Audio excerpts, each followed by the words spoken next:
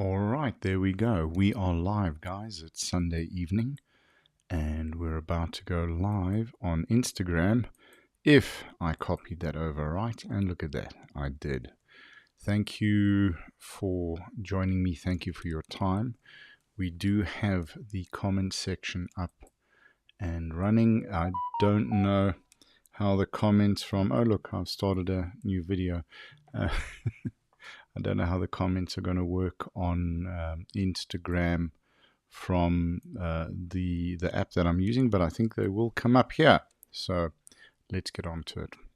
Guys, Sunday, it's a new week. Hope you've had a good weekend. And I wanted to touch on quite a serious topic, quite a serious conversation, really, and something that I have spoken about before, hope. That title of this video is quite a catchy one, and it could quite easily be clickbait, but in reality, it's something that's very serious and that I need to chat to you about. So if you read the description of the video, I talk about my time as a drunk when I would drink my life away.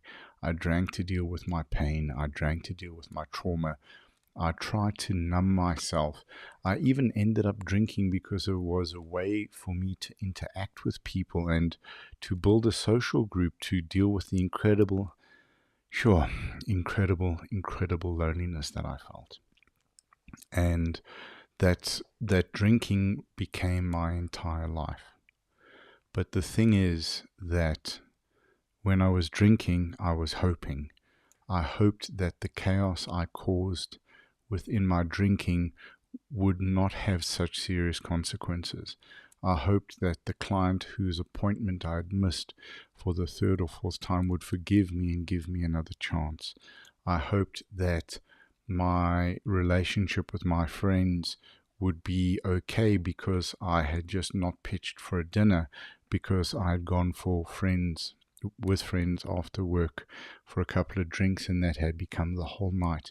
I hoped that my family could forgive me the times that I had arrived at dinner drunk or not pitched at all. I hoped for all of these things, and in reality, I was hoping my life away. I know that many of us cling to hope desperately as the only way out, but the problem with that is hope can sometimes take us away from action. In the years of working on my sobriety, having been sober now for 17 years, I've given up hope, and I've given all of my energy into action. If I want something, if I need something, if I have to change something, I don't hope for it anymore, because I found hope very disempowering. It's giving away control, it's giving away change, it's giving away options that I desperately needed then and need now in order to build my life. So rather than hoping, I do.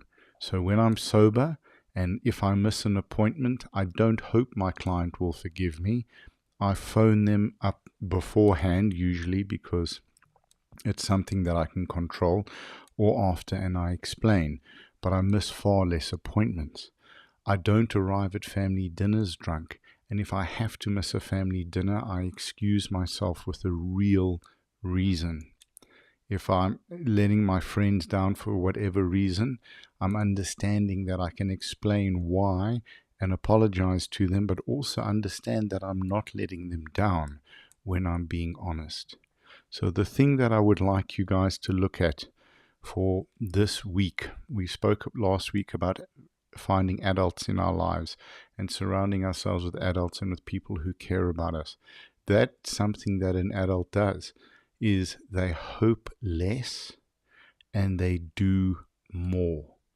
So whatever you're hoping for, grab a piece of paper, grab a book, your journal, if you can, and write down the things that you want. Write down the changes that you need. Write down where you want to be and where you want to go. And then start writing down under each one of those what you need to do to get there, when you want to get there, what are the resources you have available to get there, and start putting a plan in place.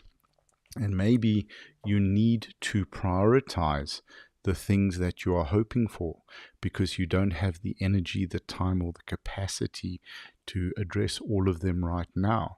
But that's also a wonderful understanding that what I want right now, I may not be able to get. I may not be able to achieve because I simply don't have the means or I don't have the capacity. But that's fine, because when we're choosing to live our lives as adults, we can understand that we can delay that gratification or that need to when we can deal with it, rather than overwhelm ourselves and try and address all of these areas in our lives, all of these points that we need to, all of these things that we have to hope for and that we want to just get done and we hope they will happen. When we start to put in that action plan, we need to do it in a way that's kind to ourselves, and we need to do it in a way that's manageable, even if it takes years and decades. Guys, I'll share something very personal with you. I worked my recovery very hard. I've been sober for 17 years. I applied the lessons they taught me. I applied the skills they gave me.